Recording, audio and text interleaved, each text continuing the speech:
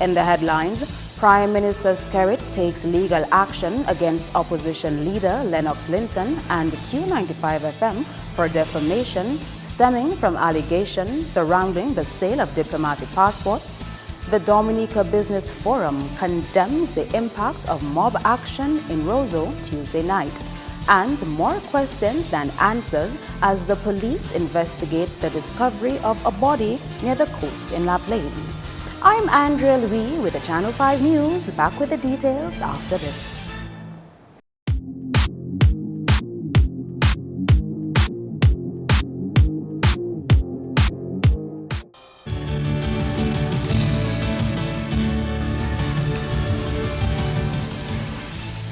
Thank you for staying with us. Topping the news, Prime Minister Roosevelt Skerrit has filed a lawsuit against opposition leader Lennox Linton and Q95FM for defamation.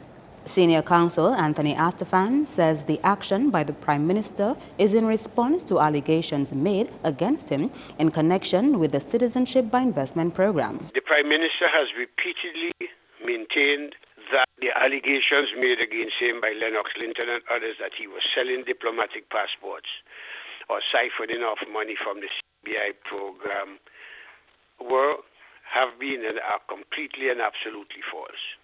He has given numerous public statements on it.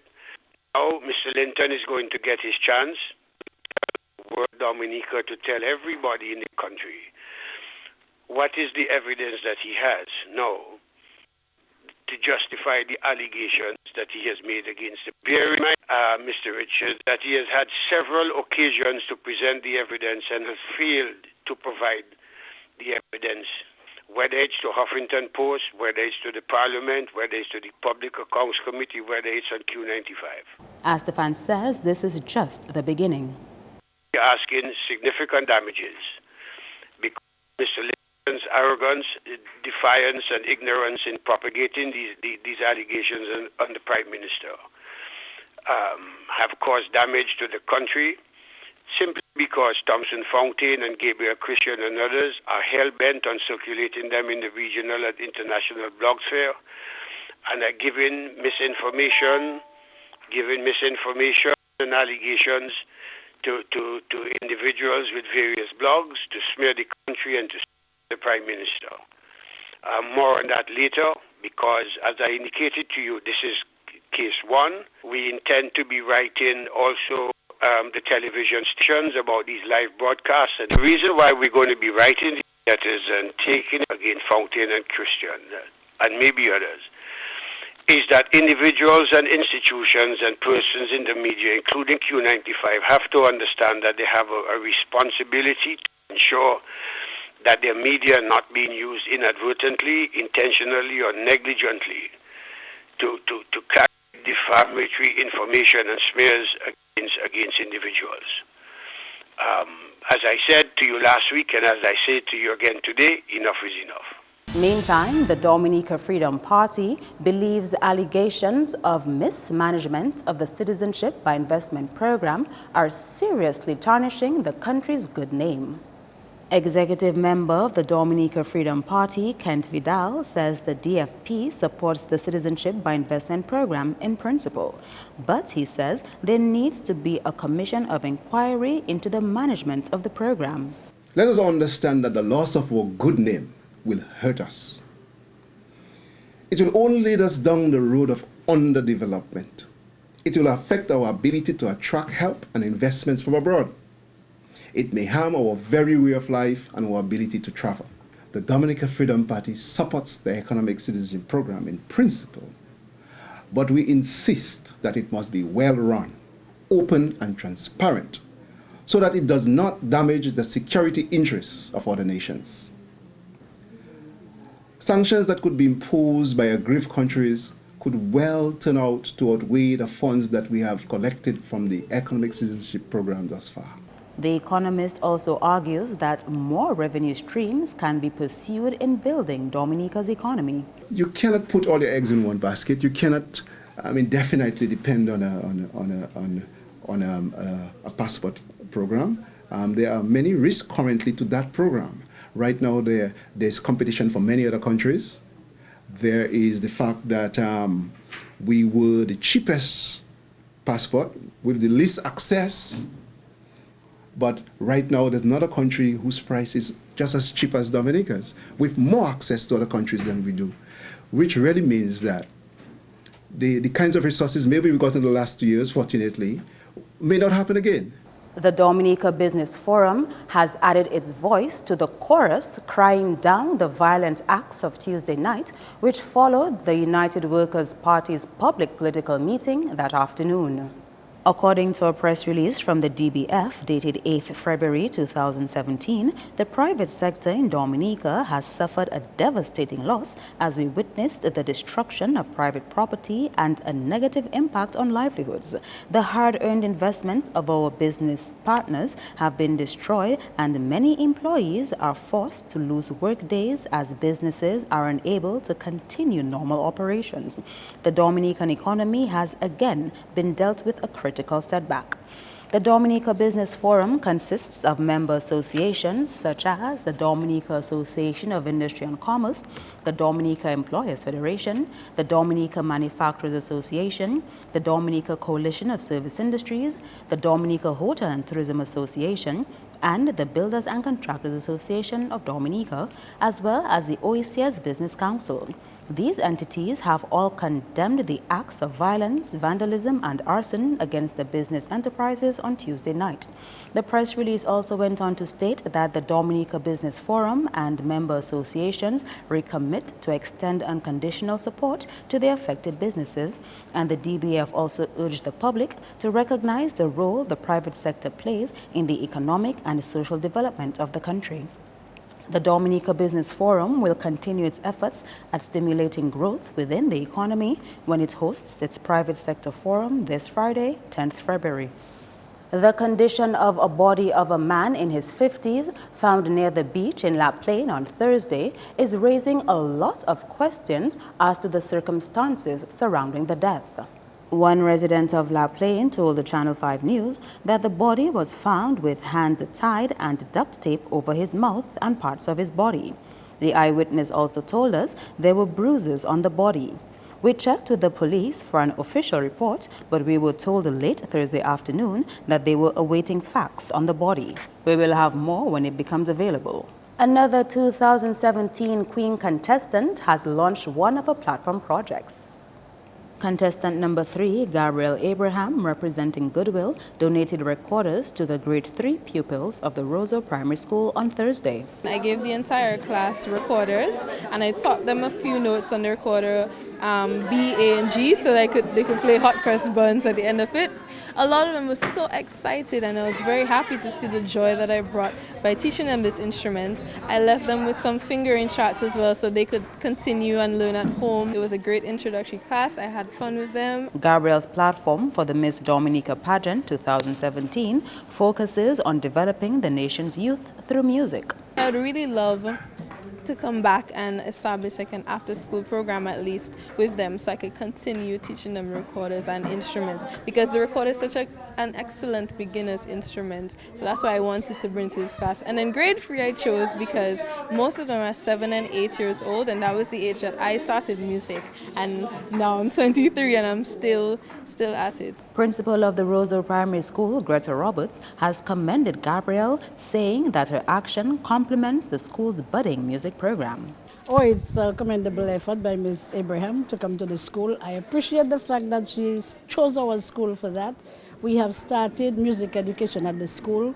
We want to ensure that our children get a holistic education. And then, as you can hear, we are doing drumming now. So now we have another set doing recorder playing, and I think it's just going to be a worthwhile venture, honestly. And I thank her for that. Coming up on the Channel 5 News, how the aid bank rose above the odds in 2016.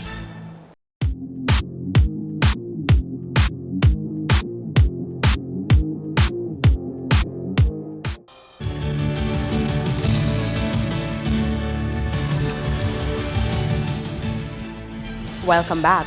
Prime Minister Skerrit says the country's social and economic development has once again suffered a setback by mob action on Tuesday night.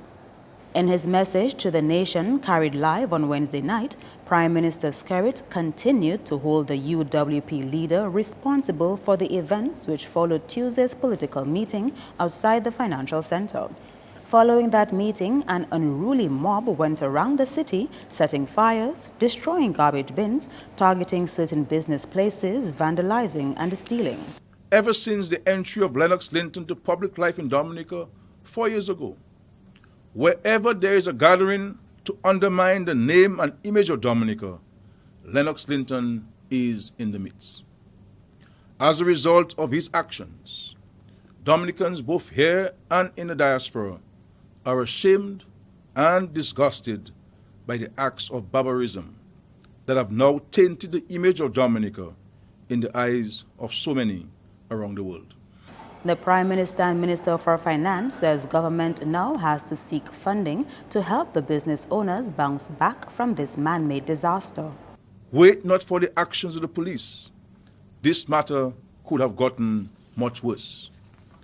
When you have police officers fired at with live ammunition, endangering their lives, and not responding in a like manner, the leadership of the police force and the members of the police force must be highly commended for this.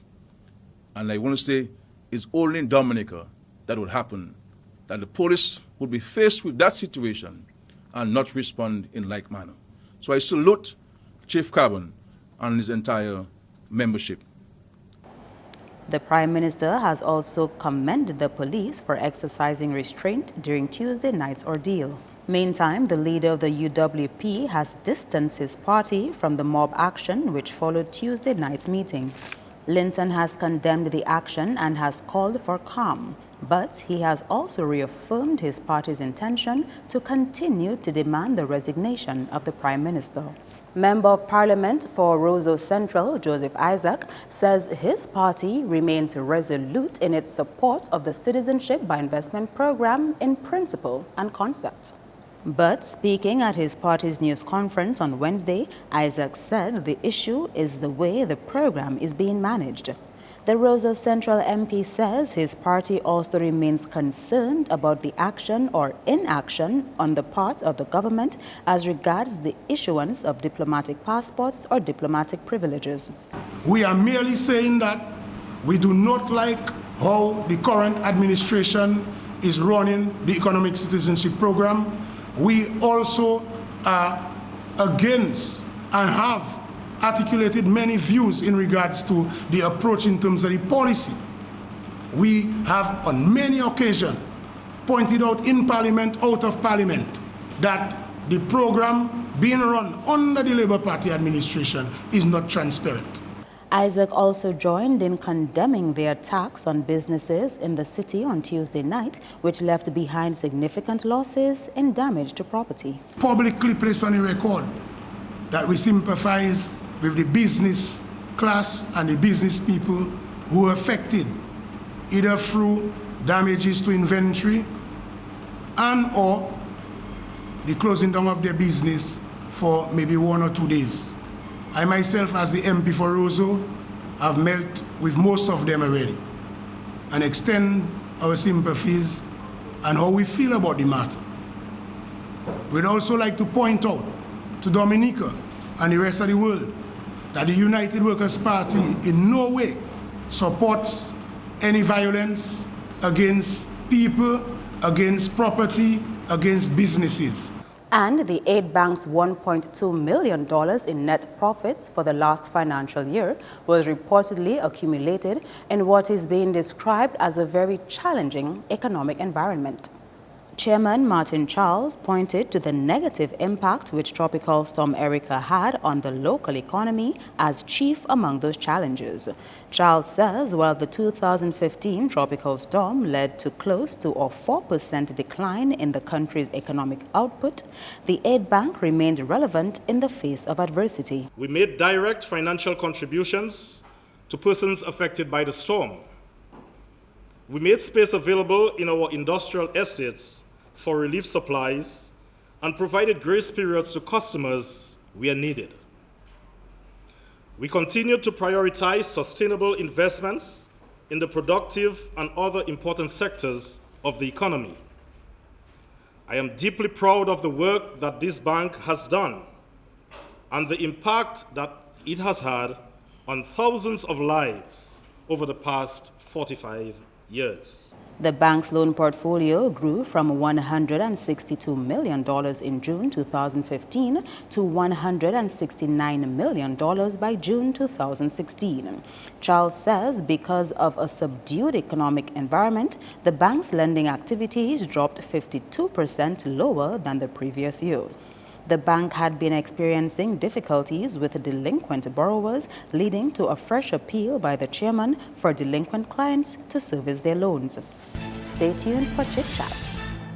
Hello everyone and welcome to another segment of Chit Chat. On this segment we have Dr. Valda Henry, chairperson of the Mass Camp, and we also have the guest artist for their show on Friday, Mr. Winston Soso out of St. Vincent. So what are some of the hits we can look forward to hearing from you on Friday? Well, I got hits like I Don't Mind, Some Men Love a Woman with Big Bottom, I Feel to Party.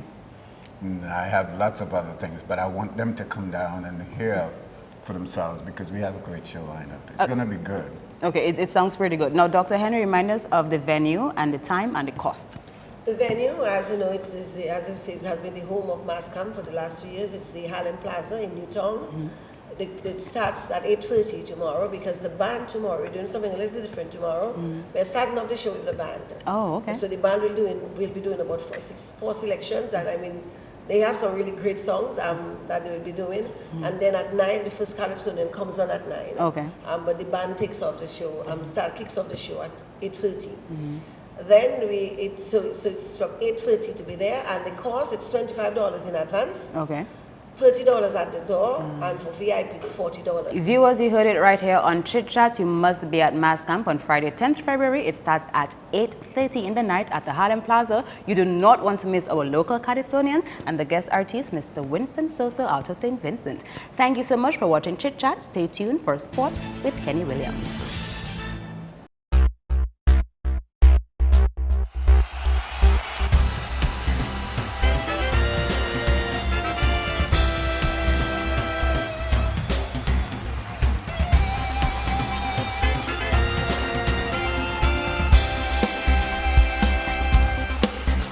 Cricket takes the first knock. Guyana beat ICC Americas by 8 wickets in Thursday's match of the 2017 Nagico Super 50. ICC took first knock and made 170 all out in 48.1 overs. In reply, Guyana made 171 for 2. Hetmeyer smashed 94 and footed in 54. Meantime, on Wednesday, Windward's Volcanoes suffered another defeat in the Nagico Super 50, going down to Leeward Islands Hurricanes by 4 wickets. Batting first, Volcanoes reached 293 for 8. Devon Smith got 101, while Sonal Ambrose supported with 53.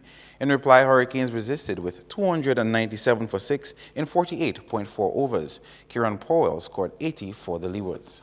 In related sports, Lead Institute suffered a second straight defeat in the 2017 Massey Insurance Under-20 Cricket League on Thursday.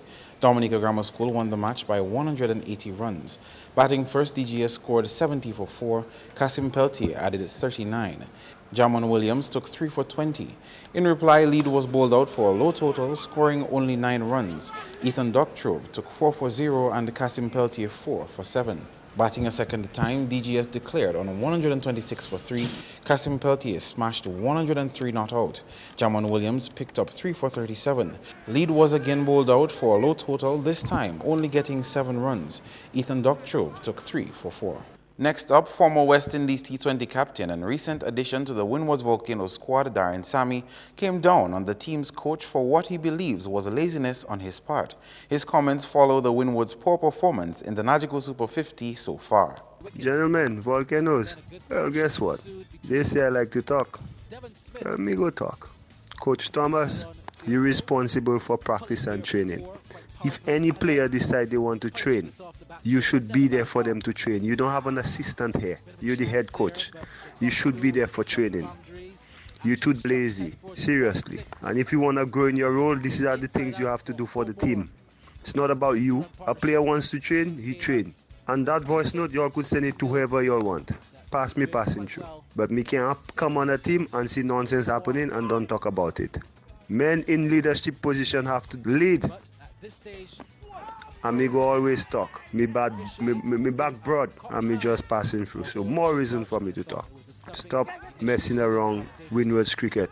Windward's cricket don't belong to any of us. So stop messing it around. Stop messing around the people cricket. Moving on to football, where RIC Kensborough has found itself in hot waters with the Dominica Football Association, and RC Doctors had a good showing in football action on Wednesday. Gerald George is the Public Relations Officer of the Dominica Football Association. RIC Kensborough has been suspended from participating in all activities organized under the auspices of the Dominica Football Association, pending a hearing from the disciplinary committee of the DFA. Kensborough has missed 3 consecutive matches in the Flow Premier League without writing to the Board of Management or giving reasons why they failed to appear for the said matches. Meantime, in the Division 1 League last night, RC Doctors hammered Haitian Angels 5-0 at the Newton playing field. Hezron Prince scored a brace with 1 each coming from Kevin George, Eric Stevenson and Azza Bruni, while at the Dubla playing field, Buster Warner and Element Agencies Ellie Stars played to a 1-1 draw. Sheldon Pierce scored for Buster Warner, with Trade Douglas converting for Ellie Stars. Meantime, the games continue on Friday, where Trafalgar Football Club will battle Gully Dream Team at Poirier playing field, while at Dubla it will be MV Maxon Bombers versus East Central. Both matches begin at 6 p.m. Meantime, Jones Bopier Primary topped the southeast zone of the NBD Primary Schools football competitions on Wednesday. Jones Bopier finished on top with 10 points, followed by Grand Fort with 9 and Casa Bruce 7. Saint-Sauveur followed with 3 and Dalis Monjon combined 0 points. Sports continues with basketball, where sports coordinator Trevor Shillingford encouraged young basketball players to put their best foot forward during the league, since it is part of preparation for the upcoming inter-school games. His comments came at the opening ceremony of the 2017 Sports Division Secondary Schools Under-20 Basketball Championships on Wednesday. As you would realize, the Secondary School Championship is made up of the boys and girls division. And this we take very seriously, since it is part of our preparations for Dominica's participation at the Windward Island Secondary School Games. And you boys who are gathered here, you have an opportunity through representing your schools to be part of the Dominica team. Meantime, the St. Francis House of the St. Mary's Academy won the Bolorama stage of the competition. They defeated Cedar House of Pierre Charles Secondary 14-10 to take the victory. Don Williams House of the Portsmouth Secondary came third by defeating Shillingford House 17-10. In netball, we had the Portsmouth Secondary A and the Casa Bruce Secondary teams recording wins in Wednesday's games of the Sports Division Secondary Schools Under-14 Championships. In the PSSA versus Goodwill Secondary encounter, PSS won 37-5. Top scorers for PSSA were Rohanna Paul 20 and Rebecca George 15. And CBSS beat PSSB 19-4. Scoring for CBSS were Chrisana Joseph 11 and Sharia Coffee 8. The competition continues on Friday. That's all the sporting highlights for now. I am Kenny Williams. Join us next time.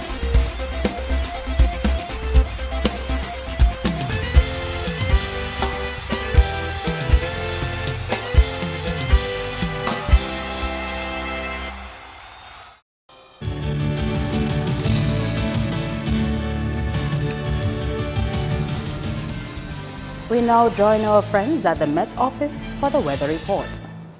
Good evening, viewers. Welcome to tonight's weather broadcast. I am Janelle Macpherson. Infrared satellite imagery today showed some low-level clouds which dissipated before reaching the eastern Caribbean. Visible satellite imagery showed partly cloudy skies across Dominica this afternoon.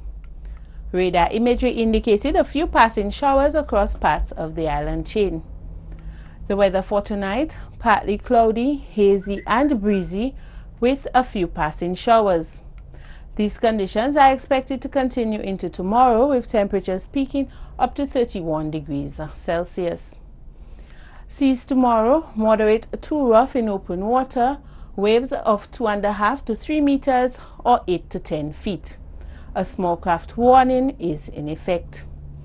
Looking ahead for the next 3 days, occasionally cloudy skies, Hazy and breezy conditions with a few passing showers are expected. Throughout the Caribbean tomorrow, a high-pressure system will continue to generate occasionally cloudy skies and scattered showers. On the international cities forecast, partly cloudy conditions expected in New York, Miami and Caracas, overcast conditions in London, and clear skies expected in Beijing. Sunrise tomorrow at 6:32 a.m. and the sunset at 6:08 p.m. For up-to-date weather information, please visit our website at weather.gov.dm or call the weather hotline at 447-5555. Thank you for viewing and have a good night. To end the news, the headlines again. Prime Minister Skerrit takes legal action against opposition leader Lennox Linton and Q95FM for defamation stemming from allegations surrounding the sale of diplomatic passports. The Dominica Business Forum condemns the impact of mob action in Roseau Tuesday night, and more questions than answers as the police investigate the discovery of a body near the coast in La Plaine. Feel free to contact us at news@marpin2k4.com. You can also access our past newscasts on our YouTube channel. On behalf of the entire production team, I'm Andrea Louis, and to all our viewers around the world, thank you so much for watching. Join us next time.